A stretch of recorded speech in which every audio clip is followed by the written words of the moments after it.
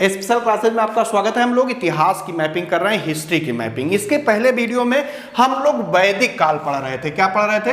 वैदिक काल। जो वैदिक काल था ये 1500 ईसा पूर्व से लेकर 600 ईसा पूर्व तक था। ठीक, इसमें दो भागों में विभाजित हो गया, जिसमें पहला है ऋग्वैदिक काल। क्या है? ऋग्वैदिक काल। ऋग्वैदिक काल जो था वो 1500 ईसा पूर्व से लेकर 1000 ईसा पूर्व तक रहा था। ठीक है, इसमें क्या हुआ था? ऋग्वेद की रचना हुई थी। स्पेशली किसकी रचना हुई थी इस समय? ऋग्वेद। क्योंकि आपको ये ध्यान रखना है कि जो वैदिक काल है उसमें वेद जुड़ा हुआ है, यानी वेदों के रचना काल का जो कालखंड रहा है उसे वैदिक काल के नाम से जानते हैं। ठीक है, इसमें ऋग्वेद की रचना हुई, इसलिए इसको ऋग्वैदिक काल कहते हैं। ऋग्वेद की जो रचना हुई है वो सप्त सैंधव प्रदेश में हुई थी। ये हम आपको बता चुके हैं। किसमें हुई थी? सप्त सैंधव प्रदेश में हुई थी। सप्त सैंधव प्रदेश का जो विस्तार था वो सिंधु नदी घाटी, उसकी 5 सहायक नदियां और सरस्वती नदी तक था। लेकिन उत्तर वैदिक काल जो है इसका जो विस्तार रहा है, कालखंड रहा है, वो 1000 ईसा पूर्व से 600 ईसा पूर्व तक रहा है। कब तक रहा है? 1000 से 600 ईसा पूर्व तक रहा है। ठीक है, इसमें क्या हुआ कि जो सप्त सैंधव प्रदेश था, यानी उसको आर्यवर्त भी बोलते हैं, वो आगे बढ़कर गंगा, गंडक और यमुना नदियों तक पहुंच गया। ठीक है, उत्तर वैदिक काल जो है इसमें अथर्ववेद, सामवेद और यजुर्वेद की रचना हुई। किसकी रचना हुई? अथर्ववेद, सामवेद और यजुर्वेद की रचना हुई। आप इस तरह भी कह सकते हैं कि जब सामवेद, अथर्ववेद और यजुर्वेद की रचना हुई उस कालखंड को उत्तर वैदिक काल के नाम से जानते हैं। जब ऋग्वेद की रचना हुई है तो उसको ऋग्वैदिक काल के नाम से जानते हैं। ठीक है, अगर थोड़ा सा और देखें तो इस समय ब्राह्मण ग्रंथों की भी रचना हुई है। जो ब्राह्मण ग्रंथ, चाहे वो ऋग्वेद के हों, चाहे अथर्ववेद के हों, चाहे सामवेद के हों, चाहे यजुर्वेद के हों, तो ब्राह्मण ग्रंथों की रचना भी इसी काल में हुई है। ये आपको ध्यान रखना है। किसकी? ब्राह्मण ग्रंथों की। अच्छा, उपनिषद जो है उनकी भी रचना भी इसी समय, उपनिषद मतलब समीप बैठकर याद कर लेना या ज्ञान प्राप्त करना, तो इस समय उपनिषदों की भी रचना हुई है। ठीक है, उसके बाद आगे आपको बताते हैं, जैसे थोड़ा सा वेद जो हम लोग पढ़ चुके हैं, चाहे वो ऋग्वेद पढ़े हो, चाहे अथर्ववेद, यजुर्वेद, सामवेद जो भी पढ़े, उनके बारे में थोड़ा सा आप डिटेल में, मतलब डिटेल तो पढ़ ही चुके हैं, लेकिन थोड़ा सा फैक्ट ले लीजिए, वो भी साथ में रखिए क्योंकि इंपॉर्टेंट है। जैसे ऋग्वेद है, क्या है? ऋग्वेद है। ऋग्वेद में क्या दिया है? स्तोत्र और प्रार्थनाएं दी हुई हैं। इनके श्लोक हैं, स्तोत्र और प्रार्थनाओं के श्लोक हैं। स्तोत्र और प्रार्थनाएं दी हुई हैं, ये आपको ध्यान रखना है। ये ऋग्वेद की स्थिति है, इसमें स्तोत्र और प्रार्थनाएं दी हुई हैं। लेकिन वही अगर आप यजुर्वेद देखेंगे, यजुर्वेद में स्तोत्र तो दिया ही दिया है और उसके साथ क्या दिया है? कर्मकांड। कर्मकांड के बारे में बताया गया है। ठीक है, किसमें? यजुर्वेद में। उसके आगे जब आप बढ़ते हैं, सामवेद की बात करते हैं, तो सामवेद, साम मतलब गायन होता है, तो संगीतमय स्त्रोत दिए हुए हैं इसमें। किस कैसे? संगीतमय स्त्रोत दिए हुए हैं, ये आपको ध्यान रखना है। यानी श्लोक जो है वो कैसे हैं? संगीतमय है। उसके बाद बात आती है अथर्ववेद की। किसकी? अथर्ववेद की। अथर्ववेद आप जानते हैं, तंत्र मंत्र, वशीकरण, जादू टोना, इन सब के मंत्रों का उल्लेख किया गया। किसका? तंत्र मंत्र, वशीकरण, जादू टोना, इन सब का जो मंत्र हैं उनका उल्लेख इसमें किया गया। एक चीज हमने बताया था, जो वेद थे इनके संकलनकर्ता महर्षि कृष्ण द्वैपायन थे, जिनको वेद व्यास के नाम से जानते हैं। वेद व्यास के नाम से जानते हैं, ये आपको याद रखना, क्योंकि वेदों की रचना की थी। इनका नाम था महर्षि कृष्ण द्वैपायन। इन्होंने क्या किया? वेद में इनका नाम, जब वेदों की रचना कर दी उसके बाद इनका नाम वेद व्यास पड़ा, वेदों की रचना के कारण। जो सामवेद है ये इससे माना जाता है कि संगीत का प्रादुर्भाव हुआ, या आप कह सकते हैं संगीत की शुरुआत जो मानी जाती है वो सामवेद से ही मानी जाती है। अच्छा, हमने एक चीज और बताया, ध्यान रखना, अथर्ववेद, सामवेद, यजुर्वेद की रचना हुई है। ब्राह्मण ग्रंथों की रचना उत्तर वैदिक काल में हुई है, बहुत बार पूछा जाता है। उपनिषदों की जो रचना हुई है वो भी कब हुई है? उत्तर वैदिक काल में हुई है। इस समय यानी जो उत्तर वैदिक काल था, उत्तर वैदिक काल की बात कर रहे हैं, वैदिक काल, उत्तर वैदिक काल में मेन चीज था लोहे का प्रयोग। लोहे का प्रयोग हो चुका था, क्योंकि मैंने बताया ऋग्वेद में कहीं लोहे का उल्लेख नहीं मिला है। उत्तर वैदिक काल में लोहे को अयस बोलते थे, ठीक है, तो लोहे का प्रयोग मिलता है। इस कारण इस समय कृषि जो कार्य था वो उन्नत अवस्था में था। कृषि जो थी वो आप कह सकते हैं अत्यधिक मजबूत हुई होगी। और इसी समय गणराज्य का जन्म हुआ, गणराज्यों का जन्म हुआ।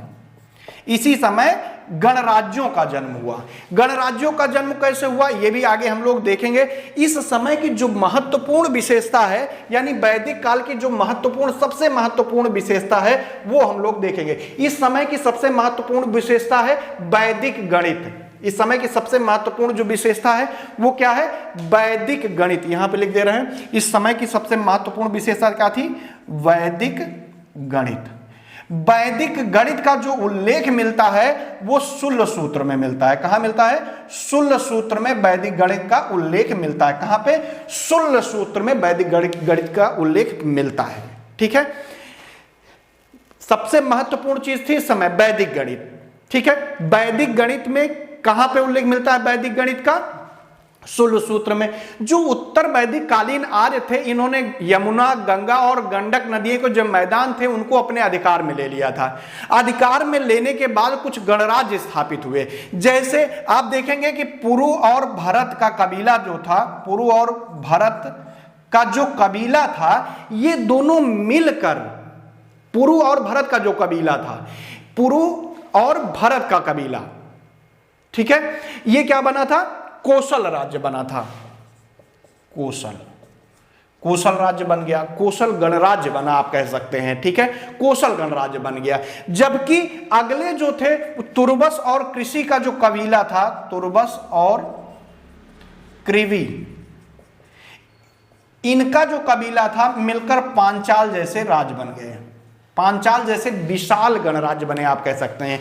तो इस समय गणराज्यों का भी उदय हुआ है और उसके साथ लोहे के प्रयोग के कारण कृषि कार्य उन्नत अवस्था में रहा है। इस समय की प्रमुख चीज रही है वैदिक गणित। इस काल की जो संस्कृति थी अगर आप देखेंगे तो कोसल, पांचाल, काशी, विदेह यहां तक पहुंच गई, ठीक है। लेकिन एक चीज ध्यान रखना है, देखिए फिर से बता दे रहे, क्लियर कर दे रहे हैं। एक तो कोसल लिखा है, पांचाल लिखा है, काशी और विदेह तक पहुंच गई। काशी और विदेह तक पहुंची है। कहां तक? काशी और विदेह तक पहुंची है। लेकिन आपको एक चीज ध्यान रखना है, इस काल में जो मगध साम्राज्य था, मगध साम्राज्य को अथर्ववेद में व्रात्य का बताया गया। कहां का? व्रात्य का बताया गया। व्रात्य यानी अर्थ होता है बाहर, ठीक। कहां बताया गया है? अथर्ववेद में, ठीक। बात क्लियर है? मैंने बताया कि इस समय गणराज्य बनने लगे। जैसे पुरु और भरत जो कबीले थे वो मिलकर कोसल गणराज्य बन गए। तुर्बस और कृभि जो है पांचाल राज्य बन गए और इनका जो विस्तार था काशी विदेह तक पहुंच गया, क्योंकि गंगा, यमुना और गंडक नदियों तक इनका विस्तार हो गया, जीत लिए थे उस मैदान को, ठीक है। लेकिन मगध को क्या बताया गया अथर्ववेद में? व्रात्य का, यानी बाहर का बताया गया है। यानी जो उत्तर वैदिक कालीन आर्य थे उनके बाहर का बताया गया, विदेश का बता दिया गया है उसमें, ठीक है। इस समय राजनीतिक संगठन कैसा था उसको अब हम लोग देखेंगे, ठीक। ये उत्तर वैदिक काल हो गया, ये आपको बात समझ में जहां तक उम्मीद है पूरी की पूरी आ गई होगी। अब हम लोग चाहते हैं उत्तर वैदिक कालीन जो राजनीतिक व्यवस्था थी वो कैसी थी, एक एक पॉइंट को क्लियर हम लोग करते चलेंगे। क्या देखेंगे? राजनीतिक व्यवस्था कैसी थी, ठीक है। ये मिटाना पड़ेगा क्योंकि ये अभी प्रोजेक्टर से नहीं सीधे बोर्ड पे पढ़ा रहे हैं ताकि ज्यादा क्लियर हो बातें, इसलिए इसको कर रहे हैं, ठीक है। तो चलिए देखते हैं राजनीतिक व्यवस्था कैसी थी इस समय, ठीक। ये जो आपने इसके पहले पढ़ लिया है एक बोर्ड पे जो लिखा था, अगर आप इसको लिख लिए होंगे तो एक दो प्रश्न आ जाते हैं यहां से, बहुत इंपॉर्टेंट है, ध्यान रखना है आपको, ठीक है। राजनीतिक व्यवस्था, इस समय राजनीतिक व्यवस्था कैसी थी उसकी बात अब हम लोग करेंगे। इस समय क्या हुआ? छोटे छोटे जन मिलकर जनपद में परिवर्तित हो गए। इसी समय उत्तर वैदिक काल में ध्यान रखना है, जन जो छोटे छोटे जन थे ये क्या मिलकर बन गए? जनपद हो गए, ठीक है। इसी समय यानी उत्तर वैदिक काल जो कि कब से कब तक रहा है? 1000 ईसा पूर्व से 600 ईसा पूर्व तक रहा है। इसमें क्या हुआ, सबसे पहली बार राष्ट्र शब्द का प्रयोग देखने को मिलता है। किसका, राष्ट्र शब्द का प्रयोग सबसे पहली बार देखने को मिलता है उत्तर वैदिक काल में। ठीक है, इसी काल में जो ऐतरेय ब्राह्मण है ऋग्वेद का, ऐतरेय ब्राह्मण, क्योंकि ब्राह्मण की रचना भी इसी काल में हुई है। ऐतरेय में क्या हुआ है, ऐतरेय जो ब्राह्मण है इसमें राजा की उत्पत्ति का सिद्धांत बताया गया है। राजा की उत्पत्ति का सिद्धांत बताया गया है, यह आपको ध्यान रखना है। किसमें, ऐतरेय ब्राह्मण में राजा की उत्पत्ति का सिद्धांत बताया गया है। और इसमें ही कहा गया है कि राजा ऋग्वैदिक काल से अधिक अधिकार वाला और महत्वपूर्ण हो गया था। अब उसके कुछ अलग अलग नाम रखने लगा था। राजा कुछ नाम रखता था, जैसे अधिराज, अधिराज नाम लेने लगा था। अधिराज के साथ बहुत सारे, जैसे राजाधिराज नाम लेने लगा था। अधिराज हो गया, राजाधिराज हो गया, सम्राट हो गया, एकराट हो गया, इस तरह के विशाल नाम धारण करने लगा था। ऐतरेय ब्राह्मण में राजा की उत्पत्ति का सिद्धांत बताया गया है। ठीक है, ये आपको ध्यान रखना है। इस समय के जो राजा होते थे वो अधिराज, राजाधिराज, सम्राट, एकराट जैसी उपाधियां, बड़ी उपाधियां धारण करने लगे थे, ये आपको ध्यान रखना है। अगर हम बात करें कि उत्तर में क्या होता, देखिए जो पूरा उत्तर वैदिक काल, मान लीजिए ये उत्तर वैदिक काल का एरिया रहा होगा, तो जो ये स्थिति रही है ये उत्तर है। उत्तर में जो राजा होता था उसको विराट के नाम से जाना जाता था। किसके, विराट के नाम से जाना जाता था। जो दक्षिण में राजा होता था, दक्षिण में, ये दक्षिण है, जो दक्षिण में राजा होता था उसको भोज नाम से जानते थे। ठीक, किसके नाम से जानते थे, जो दक्षिण में राजा होते थे भोज नाम से जानते थे। जो पश्चिम में राजा होता था उसको स्वराट नाम से जानते थे। किस नाम से, स्वराट नाम से जानते थे। जो पूर्व में राजा होता था उसको सम्राट के नाम से जानते थे। ठीक, उत्तर में विराट, दक्षिण में भोज और पश्चिम में स्वराट, और जो पूर्व में है वो सम्राट। और जो इन सबका विजेता होता था उसको एकराट के नाम से जानते थे। किस नाम से जानते थे, एकराट के नाम से जानते थे। ठीक, इस समय जो राजनीतिक व्यवस्था थी उसमें जो उत्तर में राजा होता था उसको विराट नाम से, पूर्व में सम्राट और पश्चिम में स्वराट और दक्षिण में भोज नाम से, इन सब का जो विजेता हो जाता था उसको एकराट नाम से जाना जाता था। ठीक है, एक चीज आपको ध्यान रखना है कि जो ऐतरेय ब्राह्मण है इसमें कई प्रकार के राज्यों का वर्णन भी हुआ है। ऐतरेय ब्राह्मण में इसी की बात करेंगे, तो इसको मिटा दे रहे हैं, आप लोग लिख लीजिएगा। जो ऐतरेय ब्राह्मण है इसमें बहुत कई प्रकार के राज्यों का वर्णन मिलता है। कई प्रकार के राज्यों का वर्णन मिलता है। कई प्रकार के राज्यों का मतलब हो गया, 2-3 प्रकार के बताएंगे जो इंपॉर्टेंट है। जैसे पहला जो बताया गया है, कई प्रकार के राज्य का वर्णन यहां पे लिख देना है। कई प्रकार के राज्यों का वर्णन मिलता है। ठीक है, उसमें जो पहला राज्य था वो था भोज राज्य। भोज भी हो सकता है लेकिन बुक में भोज ही लिखा है, तो इसको आप ध्यान रखिएगा। भोज राज्य जो होता था वहां का जो शासक होता था उसको राजा कहते थे। यह बताया गया ऐतरेय ब्राह्मण में, ध्यान। जो वहां का शासक होता था उसको क्या कहते थे, राजा। दूसरा जो होता था वो था महाराज। क्या था, महाराज। महाराज नहीं बल्कि महाराज, महाराज नहीं बल्कि महाराज होता था। जो महाराज होता था वहां पे जो शासक होता था उसको सम्राट बोलते थे। ये उत्तर वैदिक कालीन स्थिति है। उसके बाद अगर आप देखेंगे तो एक तीसरा जो राज्य इसमें वर्णन में आता है वो है बैराज।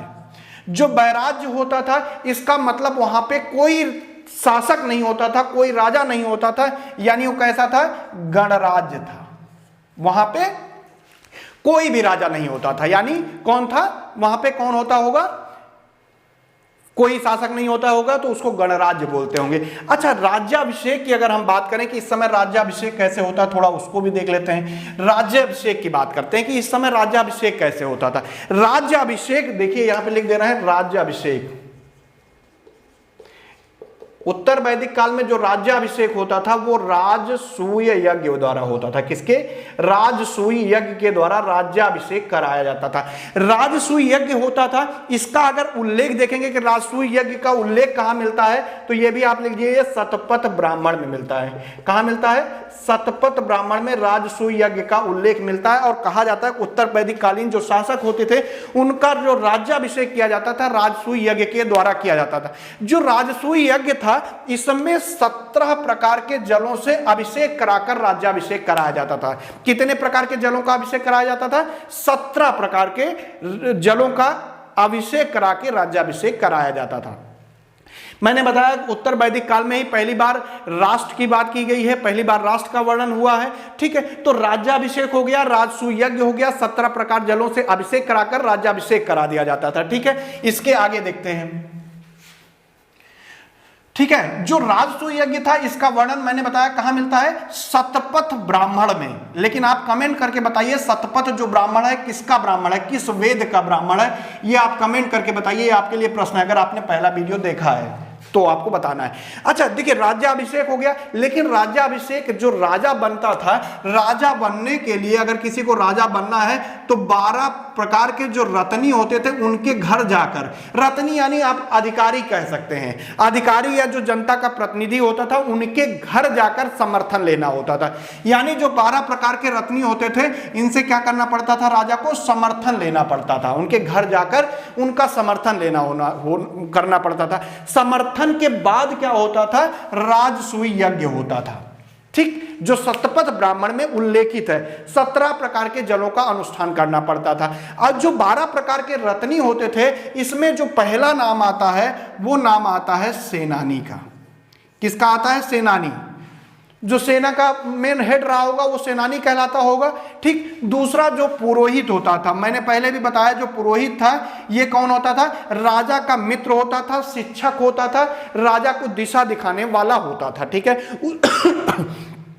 तीसरा जो रत्नी होता था उसका नाम था, जो राजा के लड़के होते थे, क्या नाम? युवराज या युवराज। ठीक, युवराज तीसरा रत्नी था जिससे राजा को उसके पास जाकर क्या करना पड़ता था? समर्थन लेना पड़ता था। चौथे जो होते थे मेन होते थे, महिषी होती थी। महिषी मतलब कौन हो गए? पटरानी। इनसे भी राजा को जाकर, रत्नियों के नाम बता रहे हैं, 12 रत्नियों में पहला सेनानी, दूसरा पुरोहित, तीसरा युवराज और चौथा महिषी यानी पटरानी। जो पटरानी होती थी उनसे भी राजा को समर्थन लेना होता था। जो 5वें नंबर पे समर्थन में आता है वो होता था सूत। सूत यानी क्या होता था? जो राजा का सारथी होता था उसके घर जाकर क्या लेना होता था? राजा को समर्थन लेना होता था। ठीक है, 5 हो गए। उसके बाद जो 6वें नंबर पे आता है वो है ग्रामीणी। 6वें नंबर पे कौन आता है? ग्रामीणी। 6वें नंबर पे कौन आता है? ग्रामीणी। यानी जो ग्राम का मुखिया होता था, यहां पे लिख लीजिएगा, ग्राम का मुखिया। जो ग्राम का मुखिया होता था उससे भी राजा को परमिशन लेनी पड़ती थी, समर्थन लेना पड़ता था। ठीक है, उसके बाद अगला जो नाम आता है 7वें नंबर पे, क्योंकि 12 रत्नी देखने हैं तो उस नाम है उसका छत्ता। ये इंपॉर्टेंट है, बहुत बार पूछा गया है। छत्ता किस नंबर का रत्नी था? 7वें नंबर का रत्न था। छत्ता मतलब होता है प्रतिहारी या आप कह सकते हैं द्वारपाल। जो द्वारपाल होता था 12 रत्नियों में आता था। इससे भी राजा बनने के लिए उसके घर जाकर उसका समर्थन लेना होता था। उसके बाद अगला जो समर्थन लेना पड़ता था वो है संग्रहीता से लेना पड़ता था। संग्रहीता मतलब होता है जो कोषाध्यक्ष था उसको संग्रहीता बोलते थे, कोषाध्यक्ष। ठीक, इससे भी समर्थन लेना पड़ता था। 9वें नंबर का जो रत्नी था उससे समर्थन लेना पड़ता था, यानी उसका नाम था भागदूत। भागदूत। भागदूत कौन होता था? जो कर संग्रह करता था। कर का संग्रह करने वाला जो होता था उसको भागदूत बोलते थे। और उससे भी क्या लेना पड़ता था? इनको समर्थन लेना पड़ता था। 10वें नंबर पर जो रत्नी आते हैं जिससे समर्थन लेना पड़ता था वो होते थे अक्षवाय। अक्षवाय क्या होता था? जो राजा का खेल में भाग देता था, यानी सहयोग करता था, राजा के साथ खेल में भाग लेता था। या आप कह सकते हैं जैसे पासे वगैरह का खेल राजा उस समय खेलते थे, उसमें उनका जो सहयोगी था वो अक्षवाय कहलाता था। इनसे भी समर्थन लेना होता था। 11वें नंबर पे जो रत्नी था वो था पालागल। पालागल से भी समर्थन लेना होता था राजा को जाकर। ये कौन होते थे? राजा के मित्र भी होते थे और विदूषक भी होते थे, मतलब मार्ग दिखाने वाले भी होते थे। स्पेशली आप कह सकते हैं राजा के मित्र होते थे और रास्ता दिखाने वाले होते थे।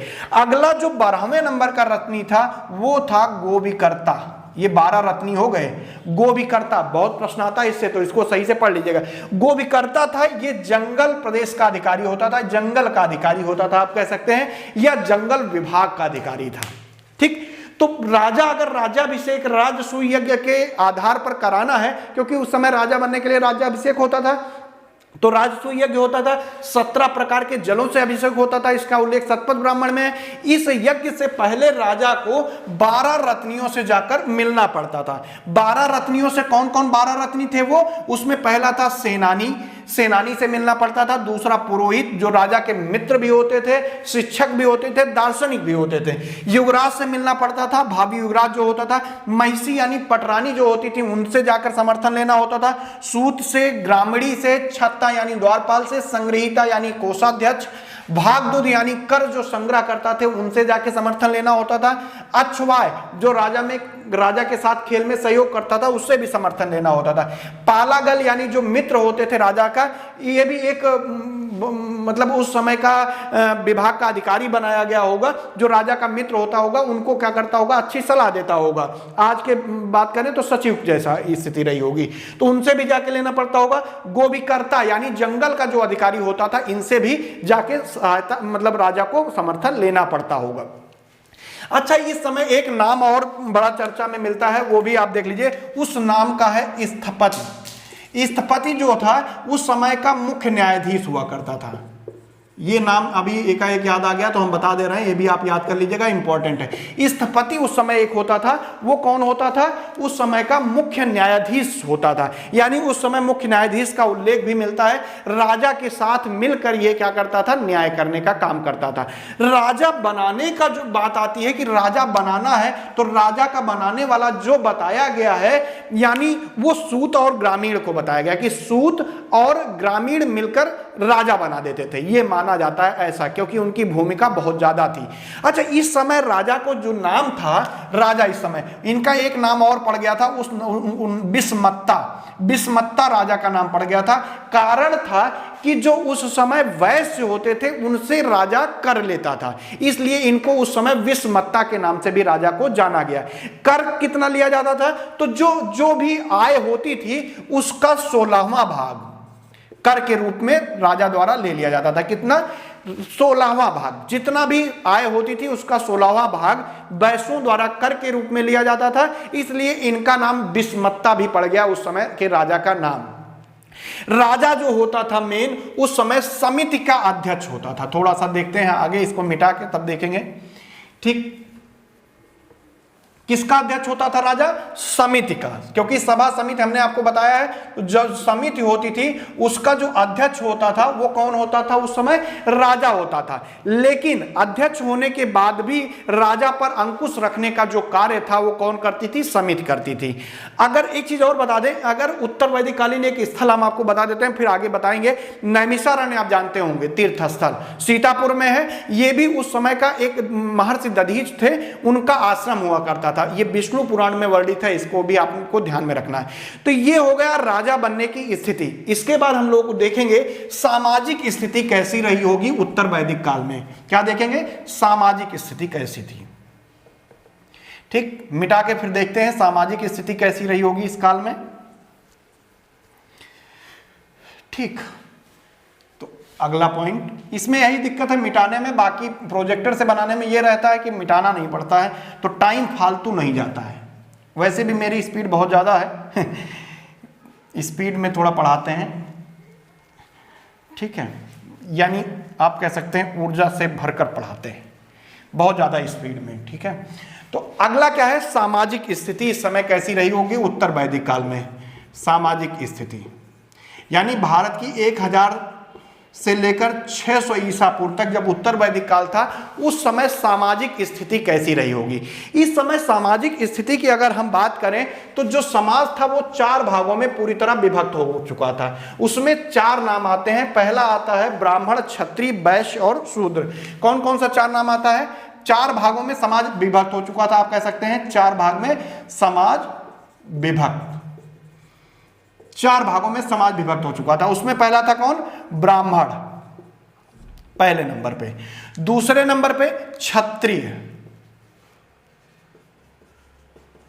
तीसरे नंबर पे वैश्य और चौथे नंबर पे शूद्र।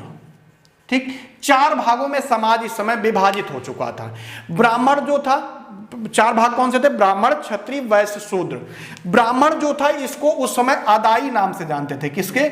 आदाई। आदाई का क्या मतलब हुआ ये भी आप समझ लीजिए, यानी दान लेने वाला। क्या? दान लेने वाला बताया गया है। ठीक, आदाई नाम से भी जानते थे, यानी दान लेने वाले के नाम से जानते थे। ठीक है। जो वैश्य था इसको अनस्य बलिकृत के नाम से जानते हैं। किसके नाम से? वैश्य को अनस्य बलिकृत, अनस्य बलिकृत के नाम से किसको जानते थे? वैश्य को अनस्य बलिकृत के नाम से जानते थे। यानी अनस्य बलिकृत का मतलब हो गया दान देने वाला, दान देने वाला के नाम से इसका वर्णन मिलता है। ठीक है। तो 4 भाग में पूरा जो सामाजिक स्थिति थी उत्तर वैदिक काल के विभक्त हो गई। 4 समाज में विभक्त हो गया, ब्राह्मण, क्षत्रिय, वैश्य और शूद्र, जिसमें ब्राह्मण को अदाई बताया गया यानी दान लेने वाला बताया गया, जबकि वैश्य को अनस्य बलिकृत बताया गया। यानी क्या बता दिया गया? अनस्य बलिकृत का मतलब बताया गया कि दान देने वाला। अच्छा, इस समय 4 जो आश्रम है उनका भी उल्लेख मिलता है। हालांकि उत्तर वैदिक काल जो है उसमें 3 आश्रम का उल्लेख मिलता है। इस समय 3 आश्रम का प्रचलन था। ठीक, 3 आश्रम का प्रचलन था। थोड़ा सा आश्रम को ध्यान से पढ़ते हैं। 3 आश्रम का प्रचलन मिलता है। उसके बाद जो जबालोपनिषद की रचना हुई उसमें 4 आश्रमों का उल्लेख मिलने लगा। तो थोड़ा सा आश्रम पे देख लेते हैं और उसको समझ लेते हैं, फिर आगे चलते हैं। ठीक है, आश्रम देख लेते हैं। सामाजिक स्थिति में आश्रम की क्या भूमिका रही होगी उसको देख लेते हैं कि आश्रम कैसे रहे होंगे। देखिए, जो उत्तर वैदिक काल है इस समय आश्रम स्थिति जो थी 3 आश्रम का उल्लेख मिलता है। कितने? 3 आश्रम का उल्लेख मिलता है। लेकिन उसके बाद स्थिति चेंज हुई होगी, सामाजिक व्यवस्था चेंज हुई होगी, तो 4 आश्रमों का उल्लेख मिलने लगता है। 4 आश्रम का जो उल्लेख सबसे पहले मिलता है वो जबालोपनिषद में मिलता है। ठीक, जबालोपनिषद में मिलता है। कहां मिलता है? जबालोपनिषद में 4 आश्रमों का सबसे पहले उल्लेख मिलता है। इसमें जो सबसे पहला आश्रम था वो कौन सा आश्रम रहा होगा ये आप समझ लीजिए। सबसे पहला था ब्रह्मचर्य, गृहस्थ, संन्यास, वानप्रस्थ, 4 आश्रम होते थे। ठीक है, ब्रह्मचर्य हो गया, उसके पास गृहस्थ हो गया, उसके बाद संन्यास हो गया, उसके बाद वानप्रस्थ हो गया। 4 आश्रमों का उल्लेख मिलता है इस समय। कौन कौन से? ब्रह्मचर्य, गृहस्थ, संन्यास, वानप्रस्थ। इनका उल्लेख कहां मिलता है? 4 आश्रमों का जबालोपनिषद में मिलता है। हमने आपको बताया था कि 3 आश्रम का उल्लेख उत्तर वैदिक काल में मिलता है, लेकिन उत्तर वैदिक काल की जो स्थिति है उसमें 4 आश्रमों का उल्लेख मिल जाता है। अगर आश्रमों की हम बात कर रहे हैं तो थोड़ा सा हम लोग समझ लेते हैं कि आश्रम की व्यवस्था क्या रही होगी। 3 आश्रम के उल्लेख की अगर हम बात करें तो कहां मिलता है? छांदोग्य उपनिषद में। छांदोग्य उपनिषद में 3 आश्रम का उल्लेख मिलता है। उसके बाद जबालोपनिषद की रचना हुई जिसमें 4 आश्रमों की व्यवस्था हो गई। जो ब्रह्मचर्य आश्रम था ये 25 वर्ष तक इसको कहते थे। ब्रह्मचर्य आश्रम था कब तक? 25 वर्ष तक होता था। 25 वर्ष तक ब्रह्मचर्य का पालन करना होता था। इस समय क्या होता था? बौद्धिक विकास होता था, शिक्षा लोग प्राप्त करते थे। इसकी शुरुआत जो होती थी वो उपनयन संस्कार से होती थी। किससे? उपनयन संस्कार से होती थी। किससे होती थी? उपनयन संस्कार से इसकी शुरुआत होती थी। उपनयन संस्कार की अगर हम बात करें तो जैसे ब्राह्मण बच्चा जो होता था, ब्राह्मण जो बालक होता था, ब्राह्मण बालक, कौन सा? ब्राह्मण, इसका जो उपनयन संस्कार होता था वो 8 वर्ष की अवस्था में किया जाता था, बसंत ऋतु में किया जाता था। कब किया जाता था? 8 वर्ष की अवस्था में बसंत ऋतु में किया जाता था, और गायत्री मंत्र का गायन करके गायत्री मंत्र के द्वारा इसका उपनयन संस्कार किया जाता था। ये ब्राह्मण बच्चे की बात हो रही, ब्राह्मण बालक की बात हो रही है। उसके बाद जो क्षत्रिय बालक होते थे, क्षत्रिय बालक का जो उपनयन संस्कार किया जाता था, क्षत्रिय बालक की बात कर रहे हैं, वो 11 वर्ष में किया जाता था। कितने काल में? 11 वर्ष में। किस ऋतु में होता था? ग्रीष्म ऋतु में। ठीक है, क्षत्रिय ब्राह्मण जो होते थे 8 वर्ष में बसंत ऋतु में गायत्री मंत्र के द्वारा उपनयन संस्कार होता था। जो क्षत्रिय बच्चे होते थे उनका 11 साल में ग्रीष्म ऋतु में एक मंत्र होता था, त्रिपष्टु मंत्र। कौन सा? त्रिपष्टु मंत्र होता था। इसका गायन करा के क्या करते थे? बच्चे का उपनयन संस्कार करते थे। उसके बाद देखिए, इस जो उपनयन संस्कार था वो सभी वर्णों में प्रचलित था, ये आपको भूलना नहीं है। ठीक है, अगर कोई वैश्य बालक है जो इसका उपनयन संस्कार किया जाता था, वो 12 वर्ष की अवस्था में किया जाता था। कब? 12 वर्ष की अवस्था में किया जाता था। ठीक है, इसका जो उपनयन संस्कार होता था वो शरद ऋतु में होता था। ठीक, कब होता था? शरद ऋतु में। तो ब्राह्मण जो थे उनका 8 वर्ष में, क्षत्रिय 11, वैश्य का 12 वर्ष में किया जाता था उपनयन संस्कार। जो ब्राह्मण जो बालक होता था, ठीक है, तो ब्राह्मण का 8 वर्ष में, क्षत्रिय का 11, वैश्य का 12 वर्ष में, क्रमशः बसंत ऋतु में, ग्रीष्म ऋतु में और शरद ऋतु में होता था। ठीक है, ये ध्यान रखना। अच्छा, एक चीज आपको ध्यान रखना, ऐसे संस्कारी जो होते थे जो जीवन पर्यंत शिक्षा प्राप्त करते थे। कब? जीवन पर्यंत जो शिक्षा प्राप्त करते थे, जीवन पर्यंत ऐसे संस्कारी जो होते थे जो जीवन पर्यंत शिक्षा प्राप्त करते थे, उनको नैष्ठिक नाम से जानते थे। किस नाम से जानते थे? नैष्ठिक नाम से जाना जाता था। जो निश्चित समय के लिए शिक्षा प्राप्त करते थे, कैसे समय के लिए? निश्चित समय के लिए। एक निश्चित समय होता था, उस समय पर जो शिक्षा प्राप्त करते थे उनको उपकवड़, कुंवड़ के नाम से जानते थे। उपकुंवड़ है, ध्यान रखना है। ठीक, ये पूछा जाता है, दोनों ध्यान रखिएगा। जो जीवन पर्यंत शिक्षा प्राप्त करते थे उनको नैष्ठिक नाम से, जो निश्चित समय के लिए शिक्षा प्राप्त करते थे उनको उपकवड़ के नाम से जाना जाता था।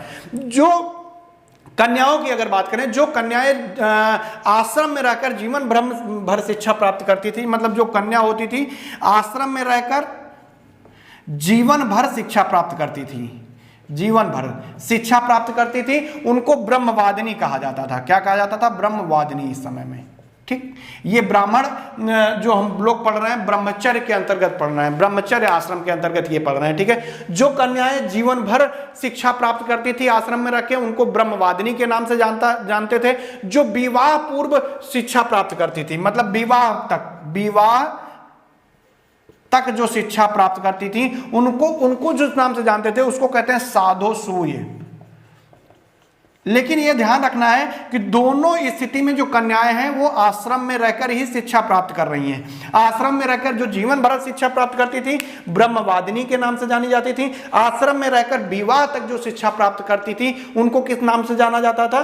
साधोसूय के नाम से जाना जाता था। अब आगे हम लोग पढ़ेंगे दूसरा आश्रम, गृहस्थ आश्रम के बारे में देखेंगे। ठीक है, अगला ये हो गया ब्रह्मचर्य आश्रम की स्थिति हो गई। इस समय शिक्षा उच्छा ग्रहण करना होता था। ठीक है, तो चलिए अगला जो आश्रम है उसकी तरफ आगे बढ़ते हैं। अगला जो आश्रम है वो है गृहस्थ आश्रम।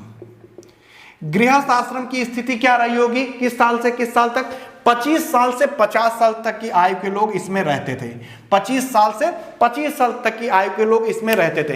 इसमें मनुष्य जो होता था 3 ऋण से उत्तीर्ण होता था। वो उस ऋण की बात अगर हम करें तो इसमें पहला ऋण होता था ऋषि ऋण। ऋषि ऋण क्या था? जो हम लोग शिक्षा प्राप्त, मतलब उस समय हम लोग नहीं, वैदिक ग्रंथों का जो अध्ययन कराते थे यानी उसको कहते थे ऋषि ऋण। वैदिक ग्रंथों का अध्ययन, ठीक, वैदिक ग्रंथों का अध्ययन क्या कहा जाता था उस समय? ऋषि ऋण। 3 ऋणों से उत्तीर्ण होना पड़ता था, यानी गुजरना पड़ता था। अगला जो होता था वो होता था पितृ ऋण। पितृ ऋण मतलब पुत्र की प्राप्ति। पितृ ऋण मतलब पिता के ऋण से मुक्त होना नहीं, पितृ ऋण मतलब पुत्र की प्राप्ति से संबंधित है। अगला था देव ऋण। तीन तरह के ऋण प्रचलित थे। कब? गृहस्थाश्रम में, ये जरूरी थे। ये देव ऋण का मतलब यज्ञ हवन करना, पूजा पाठ करने आदि की क्रियाएं करना, ये कह सकते हैं। तो तीन ऋण हो गए। पहला हो गया ऋषि ऋण, वैदिक ग्रंथों का अध्ययन। पितृ ऋण हो गया, पुत्र की प्राप्ति। देव ऋण हो गया यज्ञ हवन आदि करवाने के बारे में। यज्ञ हवन की बात करें तो इस समय 5 महायज्ञ प्रचलित थे। 5 महायज्ञ बहुत ही प्रचलित अवस्था में थे। 5 महायज्ञ की बात करें, इसमें जो पहला यज्ञ होता था वो होता था ब्रह्म यज्ञ। कौन सा होता था? ब्रह्म यज्ञ। ब्रह्म यज्ञ क्या होता था? वेदों का जो अध्ययन किया जाता था वो ब्रह्म यज्ञ के अंतर्गत किया जाता था। उसके बाद दूसरा होता था देव यज्ञ। देव यज्ञ का मतलब हुआ देवताओं की पूजा करना, यानी देवताओं को खुश करना। देवताओं के पूजन के लिए जो यज्ञ होता था उसको देव यज्ञ के नाम से जानते थे। अगला जो होता था वो होता था पितृयज्ञ। कौन सा होता था? पितृयज्ञ, यानी जो मृत पितर हैं होते हैं, जो मित्र पितर होते हैं उनको शांत करना, तो पितृयज्ञ होता था। उसके बाद जो अगला यज्ञ होता था चौथे नंबर को, उसको बोलते थे भूत यज्ञ। भूत यज्ञ मानी जो भूत पिशाच होते हैं, जो भूत प्रेत होते हैं, उनको शांत करना क्या कहलाता था? भूत यज्ञ कहलाता था। पांचवा जो होता था उसको बोलते थे मनुष्य यज्ञ के नाम से। मनुष्य यज्ञ क्या होता था? मनुष्य यज्ञ का जो उद्देश्य था मेन, जो अतिथि आते थे उनकी सेवा करना, जो अतिथि आएंगे उनकी सेवा करना, उसको मनुष्य यज्ञ के नाम से जाना गया है। ठीक है। उसके बाद जो आपको मिलता है अगला आश्रम, अगले आश्रम का नाम है वानप्रस्थ। वानप्रस्थ जो आश्रम होता था 50 साल से लेकर 75 साल तक होता था। इस काल में क्या होता था? अलौकिक कार्य जो मतलब जो कार्य होते थे उससे मुक्ति पा जाना, पारलौकिक जो जीवन है उधर घूम जाना, यानी पूजा पाठ शुरू कर देना, थोड़ा सा सन्यासी की तरह रहना। उसके बाद जो अगला आश्रम शुरू होता था उसको बोलते थे सन्यास आश्रम। 75 साल के बाद, यानी पूर्णतया मुक्ति, पूर्ण मुक्ति आप कह सकते हैं। सब कुछ छोड़कर हिमालय में जाकर बस जाए आदमी और रहने लगे, उसको कहते थे क्या? सन्यास आश्रम। 75 से 100 साल तक, 75 से 100 साल तक ही वर्णन है। उसके बाद नहीं बताया कि अगर 105 साल तक कोई जी जाए तो किस में आ जाएगा, लेकिन पूर्ण त्याग की बात की गई 75 साल से ऊपर, 75 से 100 साल माना गया है। उसके बाद जीवन त्याग की व्यवस्था मानी गई है। इस समय अगर आर्थिक स्थिति को, हम अब तक सामाजिक स्थिति देख रहे थे, तो एक चीज और देख लीजिए पहले, तब आर्थिक स्थिति की तरफ चलते हैं। इस समय क्या स्थिति रही होगी, 1 मिनट मिटा देते हैं फिर आगे चलते हैं। ठीक है। तो ये आपने पढ़ लिया कि उस समय की सामाजिक स्थिति कैसी थी, आश्रम व्यवस्था कैसी थी। उसके बाद अगला पॉइंट जो आता है वो आता है, हम लोगों का क्या पढ़ रहे थे हम लोग? आश्रम व्यवस्था। ठीक है। आश्रम व्यवस्था नहीं, सामाजिक व्यवस्था पढ़ रहे थे। सामाजिक व्यवस्था में जो हम लोगों को पढ़ना था अगला पॉइंट वो था कि इस समय वैदिक गणित की बात हम लोग कर रहे थे कि वैदिक गणित कैसे हुआ, क्या हुआ, कैसे हुआ। वैदिक गणित का उल्लेख हम लोग शूल सूत्र में मानते हैं। ठीक है। शूल सूत्र में मानते हैं। इस समय कुछ देखिए, वैदिक गणित जो था उल्लेख कहां मिलता है? शूल सूत्र में मिलता है। तो शूल सूत्र में वैदिक गणित उल्लेख मिलता है। इस समय कुछ दर्शन भी बहुत ज्यादा प्रचलित हुए, जिसमें दर्शन में सबसे महत्वपूर्ण दर्शन जो है वो चार्वाक का दर्शन है। चार्वाक दर्शन बोलते हैं, ये भौतिकवादी दर्शन है, ये आपको याद रखना है। किसके द्वारा रचित है? चार्वाक के द्वारा। तो चार्वाक दर्शन, चार्वाक द्वारा भौतिक दर्शन में, दर्शन जो है रचयिता उसके कौन है? चार्वाक है, ये आपको ध्यान रखना है। जो सांख्य दर्शन है मेन, सांख्य दर्शन, इसके जो रचयिता हैं वो कपिल हैं। सांख्य दर्शन के कौन है? कपिल ऋषि हैं सांख्य दर्शन के। ठीक है। ऐसा अगला था योग दर्शन, मैंने आपको बताया भी है। योग दर्शन आप जानते हैं पतंजलि। कौन? पतंजलि। योग दर्शन के रचयिता कौन थे? पतंजलि। इसमें योग सूत्रों को बताया गया है। उसके बाद अगला था न्याय दर्शन। न्याय दर्शन के जो रचनाकार हैं वो हैं गौतम। गौतम यानी आप इसको न्याय सूत्र के नाम से भी जान सकते हैं। ऐसे एक है पूर्व मीमांसा। पूर्व मीमांसा जो है इसके रचनाकार हैं जैमिनी। ये भी आपको याद रखना है, इंपॉर्टेंट, बहुत बार पूछा जाता है। पूर्व मीमांसा हो गई। उसके बाद अगला जो आता है वो आता है उत्तर मीमांसा। तो पूर्व मीमांसा कौन हो गया था? जैमिनी। उत्तर मीमांसा जो है बादरायण रचयिता है इसके, बादरायण। कौन रचयिता है? बादरायण इसके रचयिता है। उसके बाद ऐसे वैशेषिक आता है, वैशेषिक के रचनाकार कौन है? कणाद या उलूक भी उनको बोलते हैं। तो चलिए अब आगे देखते हैं इस काल में स्त्रियों की दशा, क्योंकि हम लोग क्या पढ़ रहे थे? सामाजिक स्थिति। तो इसी स्थिति में ये भी आ गया, क्योंकि वैदिक सूत्रों का प्रचलन हुआ था, ये शायद हम भूल गए थे इसलिए हमने बता दिया। इस काल में जो स्त्रियों की दशा देखी जाती है वो बहुत अच्छी नहीं मानी जाती है। स्त्रियों की दशा बहुत अच्छी इस काल में नहीं मानी गई है। इस काल में अगर आप देखेंगे तो स्त्रियों की दशा में हमको गिरावट देखने को मिलती है। ठीक, अगर कारण आप देखना चाहते हैं तो बहुत सारे कारण दिखाते हैं, आपको समझाते हैं। ठीक है, इस काल में स्त्रियों की दशा में गिरावट देखने को मिलती है। कारण इसका क्या है? एक हमने आपको ब्राह्मण बताया था, कौन सा? ऐतरेय। ऐतरेय ब्राह्मण में क्या देखने को मिलता है कि इसमें कहा गया है पुत्री को समस्त दुखों का कारण। ध्यान रखना आप, पुत्री को समस्त दुखों का कारण, समस्त दुखों का कारण पुत्री को बताया गया है। ये एक मेन कारण है जिसमें हम लोग कह सकते हैं कि उत्तर वैदिक काल में स्त्रियों की दशा में गिरावट आई। ऐतरेय ब्राह्मण में क्या बताया गया है? पुत्री को समस्त दुखों का कारण बताया गया है। ठीक है, ऐसे एक और संहिता है मैत्रेयी संहिता। मैत्रेयी संहिता में जैसे दारू है या सुरा है, उस समय बोलते थे, पासा है, पासा खेल जो होता था, जैसे आज का जुआ आप कह सकते हैं, तो जुआ और सुरा के समान क्या बताया गया है? बुराइयों के समान बताया गया है पुत्री को। ठीक, शराब के समान बताया गया यानी सुरा के समान बताया गया है, पासा यानी जुआ के खेल के समान पुत्री को बताया गया है। इन दोनों से पता चलता है कि इस समय स्त्रियों की दशा बहुत अच्छी नहीं रही होगी। हालांकि शतपथ ब्राह्मण में अर्धांगिनी शब्द का उल्लेख मिलता है कि पुरुष की अर्धांगिनी है स्त्री, और भी कुछ विदुषी नारियों को देखकर लगता है कभी कभी कि स्त्रियों की स्थिति अच्छी रही होगी, उनको शिक्षा प्राप्त होती रही होगी, लेकिन इन दोनों को देखकर लगता है कि स्त्रियों की दशा बहुत अच्छी समय नहीं होगी। इस समय जो था बाल विवाह प्रचलन में था, बाल विवाह होने लगा था उत्तर वैदिक काल तक आते आते, जबकि ऋग वैदिक काल में ऐसा कुछ नहीं था। सती प्रथा जो थी वो प्रचलन में नहीं थी, सती प्रथा इस समय नहीं होती थी।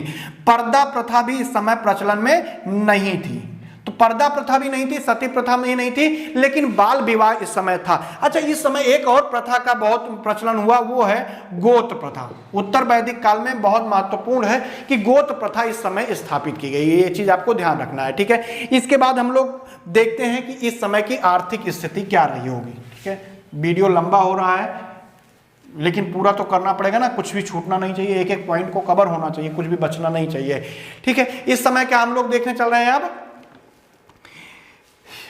आर्थिक व्यवस्था कैसी रही होगी, थोड़ा सा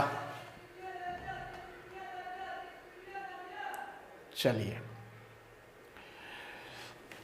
जैसा कि मैंने आपको पहले भी बताया है कि इस समय जो है लोहे का ज्ञान हो चुका था।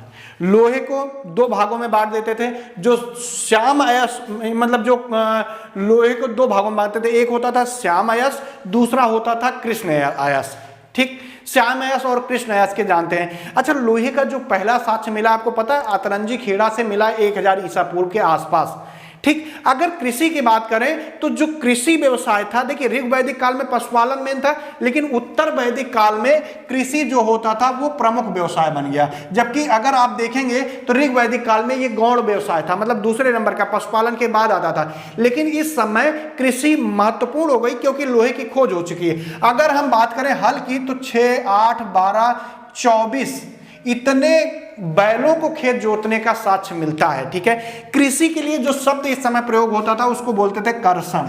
कृषि के लिए कर्षण शब्द का प्रयोग होता था। ठीक है, एक शब्द और प्रयोग होता था वपन। उस समय वपन मतलब होता था बुआई के लिए शब्द प्रयोग किया जाता था वपन। कृषि के लिए क्या प्रयोग होता था? कर्षण। बुआई के लिए क्या शब्द प्रयोग होता था? वपन। कटाई जो की जाती थी उसके लिए लुनून शब्द का प्रयोग होता था। लुनुन, लुनुन या लुनून आप कह सकते हैं। ये किसके लिए? कटाई जो खेतों में की जाती थी इसके लिए लुनुन शब्द का प्रयोग देखने को मिलता है। एक शब्द और देखने को मिलता है वो है मृडन।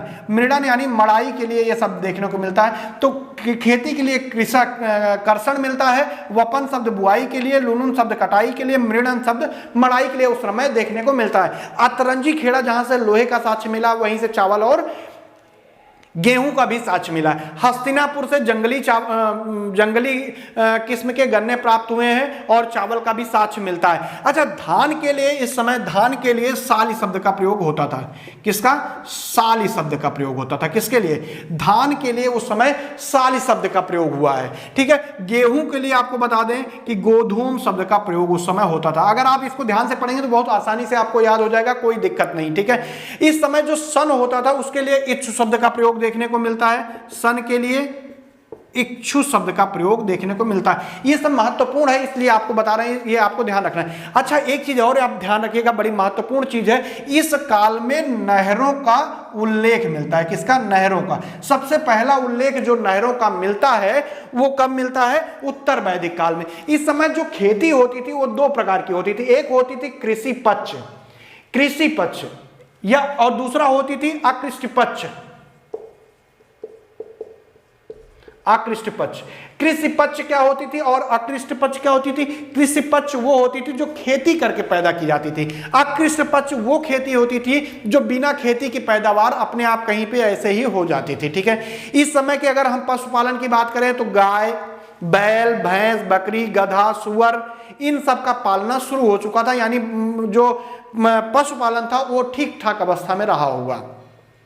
अगर हम उद्योग धंधे की बात करें तो जो वाजनेयी संहिता है, और जो वाजनेयी संहिता के साथ और एक ब्राह्मण है, मुझे नाम नहीं याद आ रहा है, बहरहाल वाजनेयी संहिता में तमाम व्यवसायियों की सूची मिलती है जिसमें कुछ नाम मिलते हैं। जैसे जो कुंभकार होता था उसको कुलाल नाम से जानते थे। ठीक, व्यवसाय की बात कर रहे हैं। वाजनेयी संहिता में क्या मिलता है? कुछ हमको उस समय व्यवसायियों के नाम मिलते हैं। व्यवसायी में पहला नाम मिलता है कुलाल का। कुलाल को कुंभकार के नाम से, मतलब जो कुंभकार होते हैं उनको कुलाल नाम से उस समय जानते रहे होंगे। ठीक है। उसके बाद जो व्यापार करता था उसको बिदलकार के नाम से जाना गया है। बिदलकार, व्यापार करने वाले को किस नाम से जाना गया है? जो कोई भी व्यापार करता रहा होगा उसको बिदलकार के नाम से जाना गया है। ठीक है। जो कपड़ा रंगता था उसको राजित्री के नाम से जाना गया है। किसके? राजित्री, कपड़ा रंगने वाले को, कपड़ा रंगने वाले को राजित्री के नाम से जाना जाता गया है। ठीक है। अच्छा, जो तैतरीय ब्राह्मण था, तैतरीय एक ब्राह्मण हम आपको बताए ना, तैतरीय ब्राह्मण, आपको बताना है किस वेद का ब्राह्मण है। तैतरीय ब्राह्मण में जो ऋण लेता था उसको कुशीद के नाम से जाना गया है। ऋण लेना किस नाम से जाना गया है? कुशीद नाम से जाना गया है। ये पॉइंट आपको ध्यान रखना है। ऋण जो लिया जाता था उसको कुशीद नाम से इस समय जानते थे। अच्छा, एक चीज और ध्यान रखिए, व्यापार की बात कर रहे हैं तो आपको सबसे पहले बता दें कि इस समय जो आर्य थे उनको समुद्र का ज्ञान हो चुका था। खासकर वो पूर्वी समुद्र शब्द का प्रयोग करते देखे गए हैं। मतलब जो साक्ष्य मिलता है पूर्वी समुद्र का साक्ष्य देखने को मिलता है। ठीक, क्या अच्छा, जो वैदिक काल हम लोग पढ़ रहे हैं किसमें आता है? आद्य ऐतिहासिक काल में आता है। ठीक है। ठीक। अच्छा, इस समय जो धार्मिक स्थिति की बात करें तो प्रजापति जो होता था उसका सर्वोच्च स्थान था। धार्मिक स्थिति की अगर बात करें तो प्रजापति सर्वोच्च स्थान में आता था। रुद्र और विष्णु का समान स्थान देखने को मिलता है। प्रजापति की तरह ही रुद्र और विष्णु की भी पूजा इस समय की जाती थी। यज्ञों का प्रचलन था, यज्ञ का तो प्रचलन था, ये तो आप जानते हैं, यज्ञ का काल ही है। इस समय राजसूय यज्ञ होता था, राजसूय राज्याभिषेक से संबंधित था। वाजपेयी यज्ञ होता था, नहीं सॉरी, वाजपेय यज्ञ होता था। वाजपेय यज्ञ इसलिए राजा करता था ताकि अपनी शक्ति का वो प्रदर्शन कर सके। शतपथ ब्राह्मण एक ऐसा ब्राह्मण है जिसमें सबसे पहले पुनर्जन्म की बात की गई है, पुनर्जन्म की व्याख्या की गई है या बात की गई है या उल्लेख मिलता है शतपथ ब्राह्मण में। आर्य की बात करें तो गंगा, सरस्वती, सिंधु यहां तक पूरी तरह फैले हुए थे। इनके कुछ स्थल हैं, जैसे हम लोग इसके स्थलों को कल पढ़ेंगे। जैसे ऐछत्र को हम लोग पढ़ेंगे, पांचाल को हम लोग पढ़ेंगे। उसके बाद बहुत सारे स्थल हैं, उन सबको देखेंगे। जैसे कुरुक्षेत्र है हरियाणा में, काम्पिल्य है फर्रुखाबाद उत्तर प्रदेश के आसपास, उसके बाद बटेश्वर है उत्तर प्रदेश में ही, शायद आगरा के आसपास कहीं है। ठीक है। गढ़मुक्तेश्वर को पढ़ेंगे। उसके बाद भगवानपुरा वगैरह जो भी स्थल हैं, इनके 10, 12, 15 स्थल उनको पढ़ेंगे। उसके बाद हम लोग वैदिकेतर साहित्य को भी पढ़ेंगे। ठीक है, अगले वीडियो में। तो 3 वीडियो हो जाएंगे वैदिक काल के। आज इतना ही, धन्यवाद, बाय बाय।